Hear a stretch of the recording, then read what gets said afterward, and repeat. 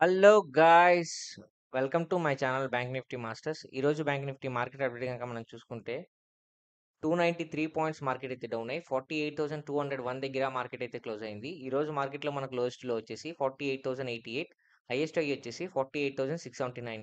ఈ రోజు మార్కెట్ అయితే హ్యూజ్గా ఫాలో అయింది. సో మనం ఏ విధంగా ఎంట్రీ ఇచ్చాము, మనకి ఏ విధంగా ప్రాఫిట్ బుకింగ్ జరిగింది అనేది ఈ వీడియోలో క్లియర్గా ఎక్స్ప్లెయిన్ చేస్తాను చూడండి. ముందుగా మనం 15 మినిట్స్ స్కాన్లు కనుక అబ్జర్వ్ చేస్తే యాక్చువల్లీ మనం మార్కెట్ అయితే కంప్లీట్గా ఫస్ట్ 15 మినిట్స్ స్కాన్లో ఒక బులిష్ స్కాన్లు వస్తే మనం కాల్ సైజ్ ఉందామని అనుకున్నాను. బట్ ఫస్ట్ 15 మినిట్స్ స్కాన్లో ఒక బేరీ స్కాన్ వచ్చింది. సెకండ్ 15 మినిట్స్ స్కాన్లో ఏం జరిగిందంటే యాక్చువల్లీ మనం ఈ రోజు నేనైతే అన్ఫార్చునేట్లీ నేను ఈ ఎంట్రీ ఇచ్చాను అనమాట. రాంగ్ ఎంట్రీ ఇచ్చాను. అసలు యాక్చువల్లీ డోజీ క్యాన్లు వచ్చిన తర్వాత నేను ఎంట్రీ ఇవ్వకూడదు. బట్ మిస్టేక్ అయితే చేశాను. చూసారా, ఒక్క రాంగ్ ఎంట్రీ వల్ల మార్కెట్లో నాకు లాస్ వచ్చింది. ఫస్ట్ ట్రేడ్ లాస్ వచ్చింది. సెకండ్ ట్రేడ్ యాక్చువల్లీ నేను ఏం చేశానంటే నిన్న ట్రేడ్ సెటప్లో నేను ఏం చెప్పాను, మార్కెట్ ఈ లెవెల్లో ఎక్కువ కన్సల్టేషన్ అవుతుంది, తీసుకోవడం రిస్క్ అని చెప్పాను. అదే విధంగా ఇక్కడ నేను తీసుకోకుండా ఉండాల్సింది. ఇక్కడ నేను ఏం చేశానంటే మార్కెట్లో ఇక్కడ నేను కాల్ ఆప్షన్ ప్లాన్ చేసుకున్నాను. 100 పాయింట్స్ టార్గెట్ పెట్టుకున్నాను. ఇది కూడా నాకు స్టాప్ లాస్ హిట్ అయింది. సో యాక్చువల్లీ ఇక్కడ నుంచి మార్కెట్ అనేది గ్రాడ్యువల్గా పైకి వెళ్తే అనుకున్నాను. ఏదైతే ఇక్కడ స్ట్రాంగ్ లెవెల్ ఏదైతే ఉందో, ఇక్కడ మీరు అబ్జర్వ్ చేస్తే స్ట్రాంగ్ లెవెల్ ఏదైతే ఉందో ఈ లెవెల్ ఎప్పుడైతే బ్రేక్అవుట్ అయిందో మార్కెట్లో ఇంక క్లియర్గా పైకి వెళ్తుందని ఎక్స్పెక్ట్ చేశాను. బట్ అది కూడా లేదు. మార్కెట్ అయితే హ్యూజ్గా ఫాలో అయింది. సో ఇంకా మనకు రేపు మార్కెట్ ఎలా ఉండబోతుంది, మండే మార్కెట్ ఎలా ఉండబోతుంది, మండే మార్కెట్లో మనకు సపోర్టింగ్ డెస్టినేషన్స్ ఏ విధంగా ఉండిపోతే చెప్తా చూడండి.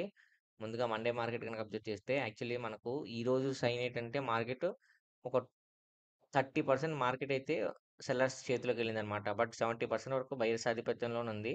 సో ఈ వీక్ కనుక అబ్జర్వ్ చేస్తే ఈ వీక్ అయితే మాత్రం కంప్లీట్గా బయర్స్ కంట్రోల్లో ఉంది. బట్ 50-50 ఛాన్స్ అయితే ఉన్నాయన్నమాట. సో నెక్స్ట్ వీక్ ఎలా ఉండబోతుందంటే నెక్స్ట్ వీక్ 50-50 ఛాన్స్ ఉంది. Next week Monday full day మీద ఆధారపడి ఉంటుందన్నమాట మార్కెట్ ఎటువైపు కంటిన్యూ అవుతుందని. సో మండే ఎలా ఉండబోతుందంటే మండే ట్రేడ్ సెటప్ మనం ఎలా పెట్టుకుందంటే మండే 15 మినిట్స్ క్యాన్లు వెయిట్ చేసి ఇంకో నెక్స్ట్ 15 మినిట్స్ క్యాన్లు వెయిట్ చేసిన తర్వాత మనకు క్లియర్ ఇన్ఫర్మేషన్, రెండు బేరిష్ క్యాన్లు వస్తే మీరు పుట్ సైడ్, రెండు బులిష్ క్యాన్లు వస్తే మీరు కాల్ సైడ్ ప్లాన్ చేసుకోండి.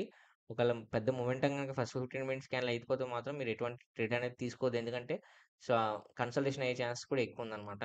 సో ఎందుకంటే పాస్ట్ 2 డేస్ ఒక బిగ్ మొమెంటం అయితే జరిగింది కాబట్టి, సో కన్సల్టేషన్ అయ్యే ఛాన్స్ కూడా ఉంది కాబట్టి మీరు అంటే ఫస్ట్ 15 మినిట్స్ కన్నా అబ్జర్వ్ చేసి సెకండ్ 15 మినిట్స్ కన్నా అబ్జర్వ్ చేసిన తర్వాతే మీరు మార్కెట్లో ఎంట్రీ ఇవ్వండి.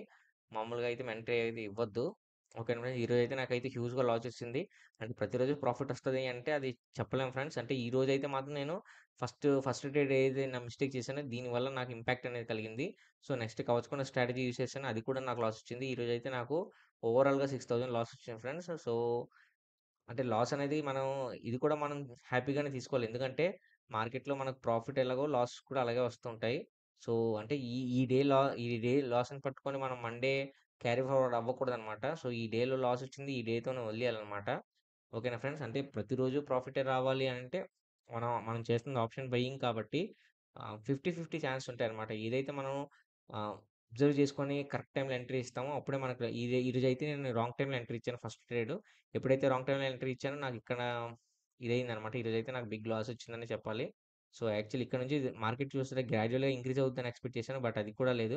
ఇంక్రీజ్ అవ్వకుండా మార్కెట్‌లో మళ్ళీ అది కూడా ఇదయిందనమాట. సో ఓకేనా ఫ్రెండ్స్. ఇంకా మనకు రేపు మార్కెట్‌లో మన సపోర్ట్ అండ్ రెసిస్టెన్స్ లెవెల్‌కొస్తే